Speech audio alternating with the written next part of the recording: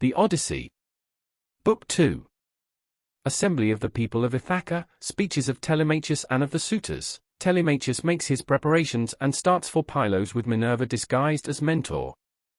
Now when the child of morning, rosy-fingered dawn, appeared, Telemachus rose and dressed himself. He bound his sandals onto his comely feet, girded his sword about his shoulder, and left his room looking like an immortal god. He at once sent the criers round to call the people in assembly, so they called them and the people gathered thereon. Then, when they were got together, he went to the place of assembly spear in hand, not alone, for his 2 hounds went with him. Minerva endowed him with a presence of such divine comeliness that all marveled at him as he went by, and when he took his place in his father's seat even the oldest counsellors made way for him. Aegyptius, a man bent double with age, and of infinite experience, was the first to speak. His son Antiphus had gone with Ulysses to Ilius, land of noble steeds, but the savage Cyclops had killed him when they were all shut up in the cave, and had cooked his last dinner for him. He had 3 sons left, of whom 2 still worked on their father's land, while the third, Eurynomus, was one of the suitors. Nevertheless their father could not get over the loss of Antiphus, and was still weeping for him when he began his speech. "Men of Ithaca," he said, "hear my words. From the day Ulysses left us there has been no meeting of our counsellors until now. Who then can it be, whether old or young, that finds it so necessary to convene us? Has he got wind of some host approaching, and does he wish to warn us, or would he speak upon some other matter of public moment? I am sure he is an excellent person, and I hope Jove will grant him his heart's desire." Telemachus took this speech as of good omen and rose at once, for he was bursting with what he had to say. He stood in the middle of the assembly and the good herald Pisanor brought him his staff. Then, turning to Aegyptius, "Sir," said he, "it is I, as you will shortly learn, who have convened you, for it is I who am the most aggrieved. I have not got wind of any host approaching about which I would warn you, nor is there any matter of public moment on which I would speak. My grievance is purely personal, and turns on 2 great misfortunes which have fallen upon my house. The first of these is the loss of my excellent father, who was chief among all you here present, and was like a father to every one of you. The second is much more serious, and ere long will be the utter ruin of my estate. The sons of all the chief men among you are pestering my mother to marry them against her will. They are afraid to go to her father Icarius, asking him to choose the one he likes best, and to provide marriage gifts for his daughter. But day by day they keep hanging about my father's house, sacrificing our oxen, sheep, and fat goats for their banquets, and never giving so much as a thought to the quantity of wine they drink. No estate can stand such recklessness. We have now no Ulysses to ward off harm from our doors, and I cannot hold my own against them. I shall never all my days be as good a man as he was, still I would indeed defend myself if I had power to do so, for I cannot stand such treatment any longer. My house is being disgraced and ruined. Have respect, therefore, to your own consciences and to public opinion. Fear, too, the wrath of heaven, lest the gods should be displeased and turn upon you. I pray you by Jove and the Mys, who is the beginning and the end of counsels, do not hold back, my friends, and leave me single-handed, unless it be that my brave father Ulysses did some wrong to the Achaeans which you would now avenge on me, by aiding and abetting these suitors. Moreover, if I am to be eaten out of house and home at all, I had rather you did the eating yourselves, for I could then take action against you to some purpose, and serve you with notices from house to house till I got paid in full, whereas now I have no remedy." With this Telemachus dashed his staff to the ground and burst into tears. Every one was very sorry for him, but they all sat still and no one ventured to make him an angry answer, save only Antinous, who spoke thus. "Telemachus, insolent braggart that you are, how dare you try to throw the blame upon us suitors? It is your mother's fault, not ours, for she is a very artful woman. This 3 years past, and close on 4, she had been driving us out of our minds, by encouraging each one of us, and sending him messages without meaning one word of what she says. And then there was that other trick she played us. She set up a great tambour frame in her room, and began to work on an enormous piece of fine needlework. 'Sweethearts,' said she, 'Ulysses is indeed dead, still do not press me to marry again immediately, wait, for I would not have skill in needlework perish unrecorded, till I have completed a pall for the hero Let's, to be in readiness against the time when death shall take him. He is very rich, and the women of the place will talk if he is laid out without a pall.' This was what she said, and we assented, whereon we could see her working on her great web all day long. but at night she would unpick the stitches again by torchlight. She fooled us in this way for 3 years and we never found her out, but as time wore on and she was now in her 4th year, one of her maids who knew what she was doing told us, and we caught her in the act of undoing her work, so she had to finish it whether she would or no. The suitors, therefore, make you this answer, that both you and the Achaeans may understand, send your mother away, and bid her marry the man of her own and of her father's choice, for I do not know what will happen if she goes on plaguing us much longer with the heirs. She gives herself on the score of the accomplishments Minerva has taught her, and because she is so clever. We never yet heard of such a woman. We know all about Tyro, Alcmena, Mycene, and the famous women of old, but they were nothing to your mother, any one of them. It was not fair of her to treat us in that way, and as long as she continues in the mind with which heaven has now endowed her, so long shall we go on eating up your estate, and I do not see why she should change, for she gets all the honor and glory, and it is you who pay for it, not she. Understand, then, that we will not go back to our lands, neither here nor elsewhere, till she has made her choice and married some one or other of us. Telemachus answered, Antinous, how can I drive the mother who bore me from my father's house? My father is abroad and we do not know whether he is alive or dead. It will be hard on me if I have to pay Icarius the large sum which I must give him if I insist on sending his daughter back to him. Not only will he deal rigorously with me, but heaven will also punish me, for my mother when she leaves the house will call on the Erinyes to avenge her. Besides, it would not be a creditable thing to do, and I will have nothing to say to it. If you choose to take offense at this, leave the house and feast elsewhere at one another's houses at your own cost, turn and turn about.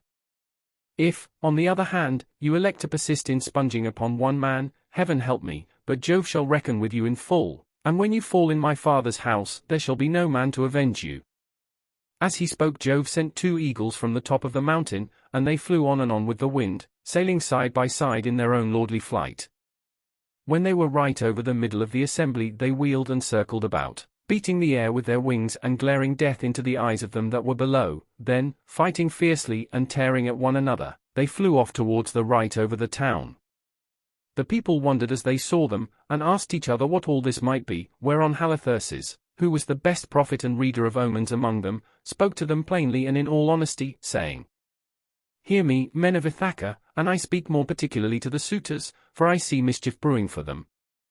Ulysses is not going to be away much longer, indeed he is close at hand to deal out death and destruction, not on them alone, but on many another of us who live in Ithaca. Let us then be wise in time, and put a stop to this wickedness before he comes. Let the suitors do so of their own accord, it will be better for them, for I am not prophesying without due knowledge. Everything has happened to Ulysses as I foretold when the Argives set out for Troy, and he with them. I said that after going through much hardship and losing all his men he should come home again in the 20th year and that no one would know him, and now all this is coming true. Eurymachus son of Polybus then said, Go home, old man, and prophesy to your own children, or it may be worse for them. I can read these omens myself much better than you can. Birds are always flying about in the sunshine somewhere or other, but they seldom mean anything. Ulysses has died in a far country, and it is a pity you are not dead along with him, instead of prating here about omens and adding fuel to the anger of Telemachus, which is fierce enough as it is. I suppose you think he will give you something for your family, but I tell you, and it shall surely be, when an old man like you, who should know better, talks a young one over till he becomes troublesome, in the first place his young friend will only fare so much the worse, he will take nothing by it, for the suitors will prevent this, and in the next, we will lay a heavier fine, sir, upon yourself than you will at all like paying, for it will bear hardly upon you. As for Telemachus, I warn him in the presence of you all to send his mother back to her father, who will find her a husband and provide her with all the marriage gifts so dear a daughter may expect. Till then we shall go on harassing him with our suit, for we fear no man, and care neither for him, with all his fine speeches, nor for any fortune-telling of yours. You may preach as much as you please, but we shall only hate you the more. We shall go back and continue to eat up Telemachus's estate without paying him, till such time as his mother leaves off tormenting us by keeping us day after day on the tiptoe of expectation, each vying with the other in his suit for a prize of such rare perfection. Besides, we cannot go after the other women whom we should marry in due course, but for the way in which she treats us. Then Telemachus said, Eurymachus, and you other suitors, I shall say no more, and entreat you no further, for the gods and the people of Ithaca now know my story. Give me, then, a ship and a crew of 20 men to take me hither and thither, and I will go to Sparta and to Pylos in quest of my father who has so long been missing. Someone may tell me something, or, and people often hear things in this way, some heaven-sent message may direct me. If I can hear of him as alive and on his way home, I will put up with the waste you suitors will make for yet another 12 months. If on the other hand I hear of his death, I will return at once, celebrate his funeral rites with all due pomp, build a barrow to his memory, and make my mother marry again." With these words he sat down, and Mentor, who had been a friend of Ulysses, and had been left in charge of everything with full authority over the servants, rose to speak. He, then, plainly and in all honesty addressed them thus. "Hear me, men of Ithaca, I hope that you may never have a kind and well-disposed ruler any more, nor one who will govern you equitably. I hope that all your chiefs henceforward may be cruel and unjust, for there is not one of you but has forgotten Ulysses, who ruled you as though he were your father. I am not half so angry with the suitors, for if they choose to do violence in the naughtiness of their hearts, and wager their heads that Ulysses will not return, they can take the high hand and eat up his estate. But as for you others, I am shocked at the way in which you all sit still without even trying to stop such scandalous goings-on, which you could do if you chose, for you are many and they are few." Leocritus, son of Evenor, answered him saying, "Mentor, what folly is all this, that you should set the people to stay us? It is a hard thing for one man to fight with many about his victuals. Even though Ulysses himself were to set upon us while we are feasting in his house, and do his best to oust us, his wife, who wants him back so very badly, would have small cause for rejoicing, and his blood would be upon his own head if he fought against such great odds. There is no sense in what you have been saying. Now, therefore, do you people go about your business, and let his father's old friends, Mentor and Halitherses, speed this boy on his journey, if he goes at all, which I do not think he will, for he is more likely to stay where he is till someone comes and tells him something." On this he broke up the assembly, and every man went back to his own abode, while the suitors returned to the house of Ulysses. Then Telemachus went all alone by the seaside, washed his hands in the grey waves, and prayed to Minerva. "Hear me," he cried, "you god who visited me yesterday, and bade me sail the seas in search of my father who has so long been missing.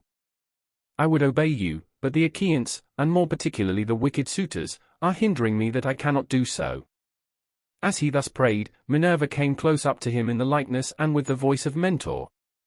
"Telemachus," said she, "if you are made of the same stuff as your father, you will be neither fool nor coward henceforward, for Ulysses never broke his word nor left his work half done.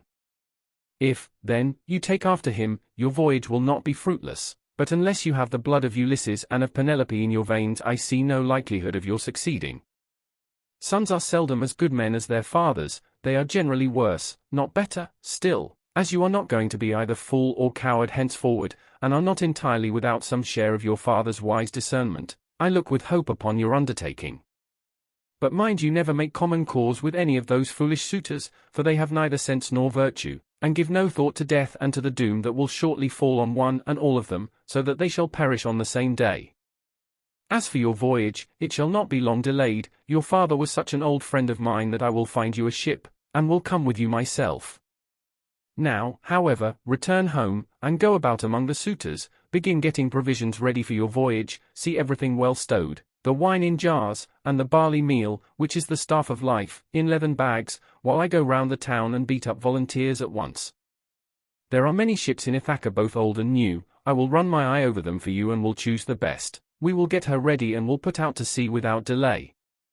Thus spoke Minerva, daughter of Jove, and Telemachus lost no time in doing as the goddess told him. He went moodily home, and found the suitors flaying goats and singeing pigs in the outer court.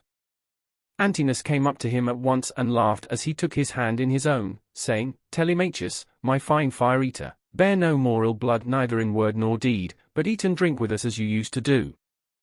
The Achaeans will find you in everything, a ship and a picked crew to boot, so that you can set sail for Pylos at once and get news of your noble father." "Antinous," answered Telemachus, "I cannot eat in peace, nor take pleasure of any kind with such men as you are. Was it not enough that you should waste so much good property of mine while I was yet a boy?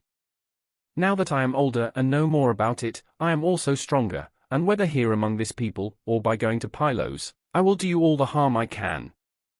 I shall go, and my going will not be in vain, though, thanks to you suitors, I have neither ship nor crew of my own, and must be passenger not captain."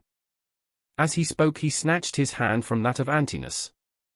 Meanwhile the others went on getting dinner ready about the buildings, jeering at him tauntingly as they did so.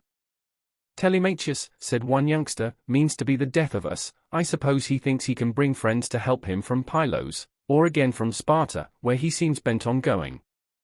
Or will he go to Ephyra as well, for poison to put in our wine and kill us?" Another said, "Perhaps if Telemachus goes on board ship, he will be like his father and perish far from his friends. In this case we should have plenty to do, for we could then divide up his property amongst us. As for the house, we can let his mother and the man who marries her have that." This was how they talked.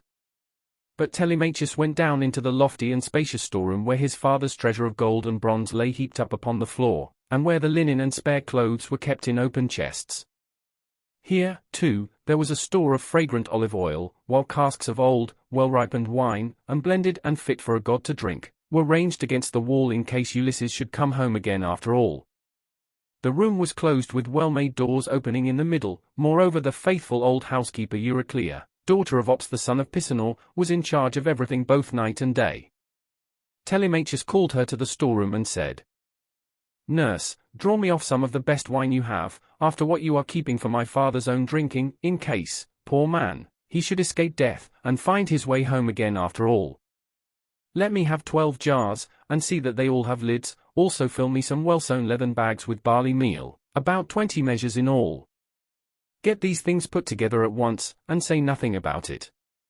I will take everything away this evening as soon as my mother has gone upstairs for the night. I am going to Sparta and to Pylos to see if I can hear anything about the return of my dear father." When Euryclea heard this she began to cry, and spoke fondly to him, saying, "My dear child, whatever can have put such notion as that into your head? Where in the world do you want to go to, you, who are the one hope of the house?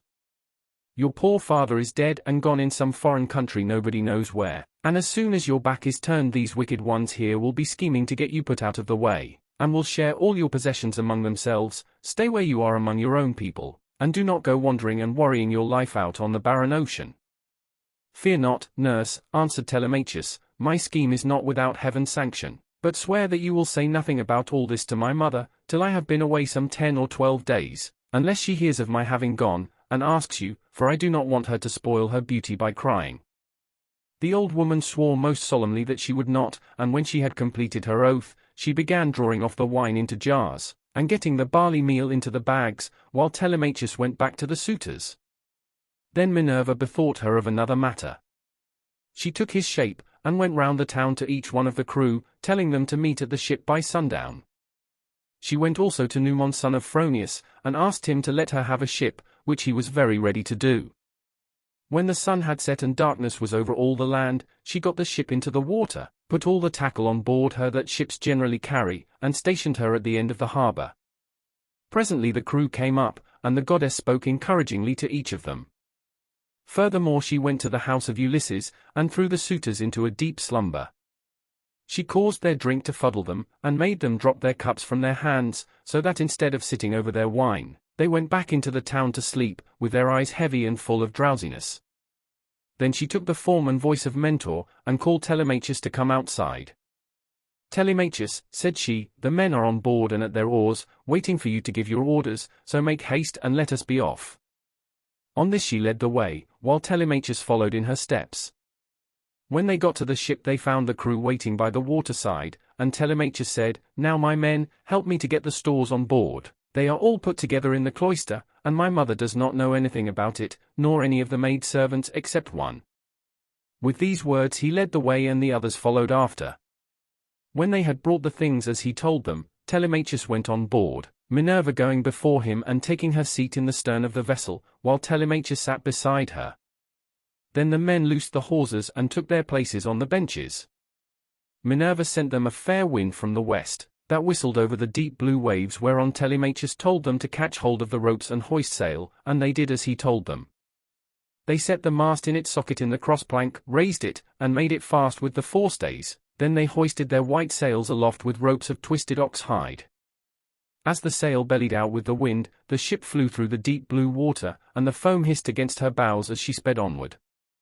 Then they made all fast throughout the ship, filled the mixing bowls to the brim, and made drink offerings to the immortal gods that are from everlasting, but more particularly to the grey-eyed daughter of Jove. Thus, then, the ship sped on her way through the watches of the night from dark till dawn.